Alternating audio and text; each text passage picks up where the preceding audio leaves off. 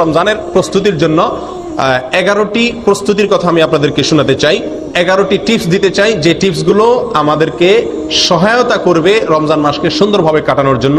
যেই উদ্দেশ্যে আল্লাহ তাআলা রমজান দিয়েছেন, যে উদ্দেশ্যে আল্লাহ তাআলা সিয়াম দিয়েছেন, তাকওয়ার পথে আমরা অগ্রসর হওয়ার জন্য এই 11টি পরামর্শ ইনশাআল্লাহ আমাদের কাজে আসবে। তার ভিতরে প্রথম হলো তওবা এবং ইস্তেগফার করা। কি করা ভাই? তওবা এবং ইস্তেগফার করা।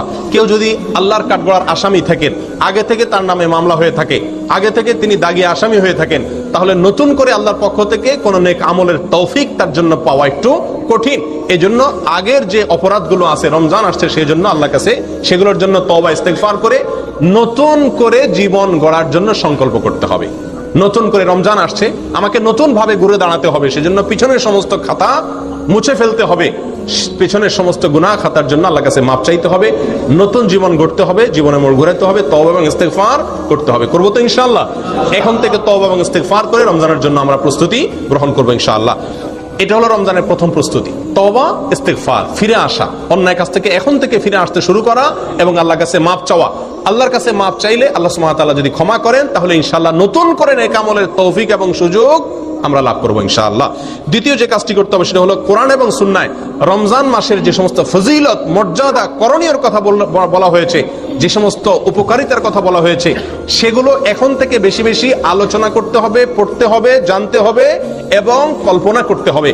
মাথায় বারবার রিমাইন্ড করতে হবে যে রমজান কিন্তু আসছে, জানো, হে আমার প্রবৃত্তি, নিজকে নিজে বলতে হবে যে যে রমজান আসছে সেই রমজান আমার জান্নাতে যাওয়ার সুযোগ, সেই রমজান আল্লাহকে সবচেয়ে বেশি সন্তুষ্ট করার সর্বোত্তম উপায়, এই রমজান জান্নাতের বিশেষ গেট দিয়ে প্রবেশের এক সুবর্ণ সুযোগ, এই রমজান আমার পূর্বের সব গুনাহ খাতাকে মাফ করার উপায়, এই রমজান আমার জীবনকে পরিবর্তন করার উপায়, এই রমজান শয়তানের সঙ্গে যে আমার কুস্তি চলে, লড়াই চলে, সে আমাকে অন্যায় করাতে চায়, আমি ভালো থাকতে চাই, সেই লড়াইয়ে আমার জেতার সুযোগ, কারণ আল্লাহ শয়তানকে এই মাসে বেঁধে রাখেন, আমার সুযোগ এই মাসে আমি তাকে হারিয়ে জান্নাতি হওয়ার সুযোগ পেতে পারি। এই যে রমজানের যে সমস্ত উপকারিতাগুলো আছে, রমজানের প্রস্তুতি হলো আগে থেকে সেগুলো মনে মনে কল্পনা করতে হবে, আলোচনা করতে হবে নিজেদের মধ্যে। তাহলে কি হবে? রমজানের জন্য আমরা মানসিকভাবে কি হব? প্রস্তুত হতে পারবো ইনশাআল্লাহ। তৃতীয় যে কাজটি করতে হবে সেটি হলো ক্ষমা এবং সওয়াব লাভের জন্য, রমজান মাসে মাগফিরাত লাভের জন্য, অতিরিক্ত সওয়াব আল্লাহ সুবহানাহু ওয়া তাআলার কাছ থেকে সংগ্রহ করার জন্য এখন থেকে মানসিকভাবে দৃঢ় প্রতিজ্ঞা করতে হবে। মানসিকভাবে কি করতে হবে ভাই?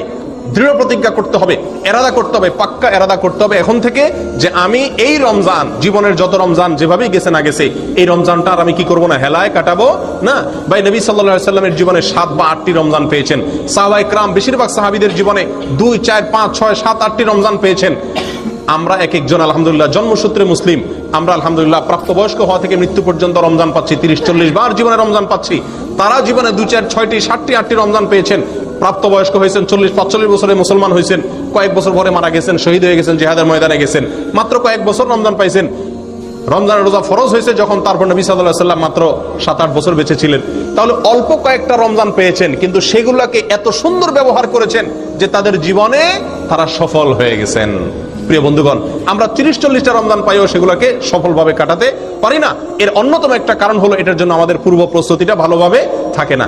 অতএব প্রিয় বন্ধুগণ, রমজানের তৃতীয় প্রস্তুতি হলো আল্লাহর পক্ষ থেকে এই মাসের খায়ের, বরকত, ক্ষমা, মাগফিরাত এগুলো পাওয়ার জন্য মানসিকভাবে দৃঢ়ভাবে কি করতে হবে? পাক্কা ইচ্ছা এবং প্রতিজ্ঞা করতে হবে যে না, এই রমজানে আমার টাকা আসুক আর না আসুক, ব্যবসা হোক আর না হোক, অন্য কোনো দিক থেকে লাভ বা ক্ষতি যাই হোক না কেন, আমি প্রতিজ্ঞা করলাম এই রমজানটা আমি ব্যতিক্রম রমজান কাটাবো, এই রমজানে আমি আমার মালিককে খুশি করে ছাড়বো, এই রমজানে আমি আমার জাহান্নামের খাতায় নাম যদি লেখা হয়ে থাকে আল্লাহ না করুক কাটায় ছাড়বো, এই রমজানে আমি জান্নাতীদের খাতায় নাম লেখাই ছাড়বো ইনশাআল্লাহ। এজন্য প্রতিজ্ঞা করতে হবে। 4 নম্বর যে প্রস্তুতিটা নিতে হবে প্রিয় বন্ধুগণ, সেটা হলো এই রমজানের আগে গত বছর বা তার আগের জীবনের কোন রমজানের রোজা যদি কাজা হয়ে থাকে, এই শাবান মাসের শেষ হতে না হতেই সেই রোজাগুলো আগে কি করতে হবে? রাখতে হবে। একটি রমজান আসার আগে আগেই পূর্বের রমজানের রোজা কি করতে হয়? কাজা করে শেষ করতে হয়। যদি থেকে থাকে সেগুলো পূরণ করতে হবে। মা বোনদের থাকার সম্ভাবনা থাকে তাদের শেষ করার জন্য উৎসাহ দিতে হবে। নিজেদের থাকলে কোনো অসুস্থতার কারণে বা কোনো কারণে যদি রমজানের রোজা বাদ যেয়ে থাকে, তাহলে এই রমজানের আগে আগে সেগুলো শেষ করতে হবে। এটা হলো 4 নম্বর প্রস্তুতি। নাম্বার 5, আল্লাহ সুবহানাহু ওয়া তাআলা সাধারণ যে ক্ষমা ঘোষণা করেন রমজান মাসে, ওয়ালিল্লাহি উতাকাউ মিনান নার, আল্লাহ সুবহানাহু ওয়া তাআলা রমজান মাসে বহু লোককে ক্ষমা করে দেন, বহু লোককে আল্লাহ তাআলা কি করেন? ক্ষমা করে দেন, মুক্ত করে দেন জাহান্নাম থেকে। এই যে আল্লাহ সাধারণ ক্ষমা, এটা পাওয়ার জন্য কোন কোন হাদিসে কয়েকটি শর্ত আছে, তার ভিতরে একটি হলো শিরক থেকে মুক্ত হওয়া। কি থেকে মুক্ত হওয়া? শিরক থেকে মুক্ত হওয়া। আরেকটা হলো হিংসা থেকে মুক্ত হওয়া। রমজান আসছে, আল্লাহ তাআলা অটোমেটিক স্বয়ংক্রিয়ভাবে সাধারণ ক্ষমা, গণহারে ক্ষমা করে দিবেন বহু মানুষকে। আমার নামটাও সেখানে যেন ঢুকে যায় বিনা কষ্টে। তার জন্য আমাকে দুটি কাজ বিশেষভাবে করার চেষ্টা করতে হবে। এক, অন্তর থেকে হিংসাকে মুছে ফেলতে হবে।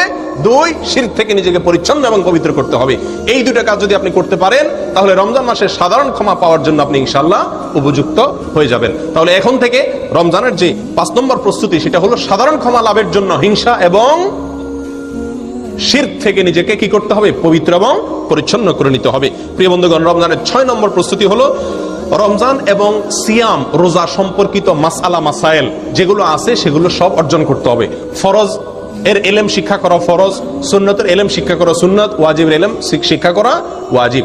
প্রিয় বন্ধুগণ, অতএব রমজান মাসের রোজা কিসে ভাঙে, কিসে দুর্বল হয়, কিসে সেটার মান কমে যায়, কিসে তার মান বাড়ে, কিভাবে করা উচিত কিভাবে করা উচিত নেই সংক্রান্ত জ্ঞান অর্জন করতে হবে। ঠিক না ভাই? ঠিক। এটা আমাদেরকে রমজানের প্রস্তুতির অংশ হিসাবে করতে হবে। 6 নম্বর। 7 নম্বর যে প্রস্তুতিটা নিতে হবে সেটা হলো পিছনের যে সমস্ত রমজান আমাদের কেটে গেছে, গত বছর তা আগের বছর বিভিন্ন রমজান চলে গেছে না, সেই রমজানগুলোতে আমরা আমল করতে পারি নাই অনেকে। ঠিক না ভাই? ঠিক। রমজানের পরে আফসোস করি। আফসোস করে লাভ নাই। আগে থেকে ভালো করে প্রস্তুতি না নিলে আপনার সময় চলে যাবে ঠিকই, আবার প্রত্যেক রমজানের পরে কি করবেন? আক্ষেপ করবেন, হায় আফসোস করবেন। কোনো লাভ নাই, এটা অযথা আফসোস করা। প্রিয় বন্ধুগণ, বিগত রমজানগুলোতে আমি কেন নেকামল করতে পারি নাই? কেন আমার তারাবিটা পড়া হয় নাই? কেন আমার কোরআন কারীম ভালো করে পড়া হয় নাই একবার? কেন আমার অর্থ সহকারে কোরআন বোঝা হয় নাই? কেন আমার কোরআনের হালাকে বসা হয় নাই? কেন আমার প্রচুর পরিমাণ দান করা হয় নাই? কেন আমার অমুক কাজটা করা হয় নাই? কেন মিসকিনদেরকে ইফতার করতে পারি নাই? কেন রোজাদারকে ইফতার করতে পারি নাই? কেন দান দক্ষিণা করতে পারি নাই? কেন ওই আমলটা করতে পারি নাই? কেন তো সেই আমলটা করতে পারি নাই? কেন ইতিকাফ করতে পারি নাই? কি সমস্যা ছিল সেগুলো এবার রমজানের আগে চিহ্নিত করতে হবে যে গত বছর আমি কেন করতে পারি নাই। বন্ধুর কারণে, রুমমেটের কারণে, টাকার লোভের কারণে, কি সমস্যার কারণে, সেটাকে চিহ্নিত করতে হবে। করে এই বছর রমজানের আগে আগে সেই কারণগুলো থেকে নিজেকে পরিচ্ছন্ন করে নিতে হবে। তাহলে ইনশাআল্লাহ এবার রমজানটা আপনি সুন্দরভাবে এবং ভালোভাবে কাটাতে পারবেন। আল্লাহ আমাদেরকে তৌফিক দান করেন। প্রিয় বন্ধুগণ, 8 নম্বর প্রস্তুতি হলো রমজানের যে নেক আমলগুলো আছে এগুলো শাবান থেকেই তার প্রস্তুতিমূলক রিহার্সেল শুরু করে দিতে হবে, মহড়া শুরু করে দিতে হবে। গুরুত্বপূর্ণ কোনো কাজের আগে থেকে মানুষ কি দেয়? মহড়া দেয়। রমজান আসছে, এই জন্য রোজা রাখতে হবে। শাবান মাসে নবী সাল্লাল্লাহু আলাইহি ওয়াসাল্লাম রোজা শিখাইছেন। মহড়া এখন থেকে কোরআন তেলাওয়াতের অভ্যাস করা, যাতে রমজান করতে সুবিধা হয়। এখন থেকে রমজানের আমলগুলোর কি দিতে হবে? মহড়া দিতে হবে। এটা হলো রমজানের 8 নম্বর প্রস্তুতি। 9 নম্বর যে প্রস্তুতির কথা বলবো সেটি হলো যাতে সুন্দরভাবে ব্যবহার করতে পারি, রমজান মাসের 24 ঘন্টার রুটিন করতে হবে। কি করতে হবে ভাই? রুটিন করতে হবে। সকাল থেকে সন্ধ্যা পর্যন্ত ডিউটিতে থাকি আর যেখানে থাকি, আমি কোন মুহূর্তটি কিভাবে আল্লাহকে সন্তুষ্ট করার চেষ্টা করব, কোন মুহূর্তটি আমি ডিউটির সময় আল্লাহকে কিভাবে সন্তুষ্ট করার চেষ্টা করব, রুমে আসার পরে আমার মালিককে কিভাবে সন্তুষ্ট করব, আমি কিভাবে আল্লাহর অসন্তুষ্টির পথ থেকে ফিরে আসব, পুরা দিনের ছক আঁকা। এটা এখন থেকে কি করা? তালিকা করে নেওয়া। কথা বুঝে আসছে ভাই? 10 নম্বর যে প্রস্তুতি, রমজানের 10 নম্বর প্রস্তুতি হলো শুধুমাত্র হেলাল কমিটির দিকে চেয়ে থাকি আমরা শাবানের শেষ তারিখে, যে রমজানের চাঁদ উঠছে কিনা। সবাই আজকাল এখন তো হেলাল কমিটিও না, মোবাইলের দিকে তাকায়, টেলিভিশন আর রেডিওর খবরের দিকে তাকায় যে চাঁদ উঠার কোনো খবর আসছে কিনা। চাঁদ দেখার সুন্নতটা পৃথিবী থেকে বিদায় হওয়ার পথে। হেলাল কমিটির লোকজন, চাঁদ দেখা কমিটির লোকজন চাঁদ দেখবে, ঠিক আছে, কিন্তু আমাদেরও চাঁদ দেখার জন্য চেষ্টা করা উচিত। এই সুন্নতটা দুনিয়া থেকে বিদায় হয়ে গেছে। চাঁদ দেখার একটা দোয়া নবী সাল্লাল্লাহু আলাইহি ওয়াসাল্লাম শিক্ষা দিয়েছেন, আল্লাহুম্মা আহিল্লাহু আলাইনা বিল আমনি ওয়াল ঈমান ওয়াস সালামাতি ওয়াল ইসলাম। আল্লাহ নিরাপত্তা এবং শান্তি নিয়ে যেন এই চাঁদ আমাদের মাঝে আগমন করে, এই দোয়া নবী সাল্লাল্লাহু আলাইহি ওয়াসাল্লাম শিক্ষা দিয়েছেন। অতএব রমজানের প্রস্তুতি 10 নম্বর প্রস্তুতি হবে শাবানের শেষ তারিখে, 29 তারিখে যার যার সাধ্য অনুযায়ী চাঁদ দেখার জন্য পশ্চিম আকাশে একটু অনুসন্ধান চালানো। 11 নম্বর সর্বশেষ রমজানের প্রস্তুতি হলো ভাই বেশি বেশি আল্লাহর কাছে দোয়া করা এখন থেকে, মালিক আমি যতই চেষ্টা করি তোমার তৌফিক না হলে কোনো ভালো কাজ করার তৌফিক হবে না। আল্লাহ রমজানে কত মানুষ সৌভাগ্যবানদের কাতারে নাম লেখাবে, আল্লাহ কত মানুষ ক্ষমাপ্রাপ্ত হয়ে যাবে, আল্লাহ কত মানুষ জান্নাতি হয়ে যাবে। মালিক আমি যেন সেই সৌভাগ্যবানদের কাতারে হতে পারি। আল্লাহ তুমি একটু আমাকে তৌফিক দিও, সহজ করে দিও।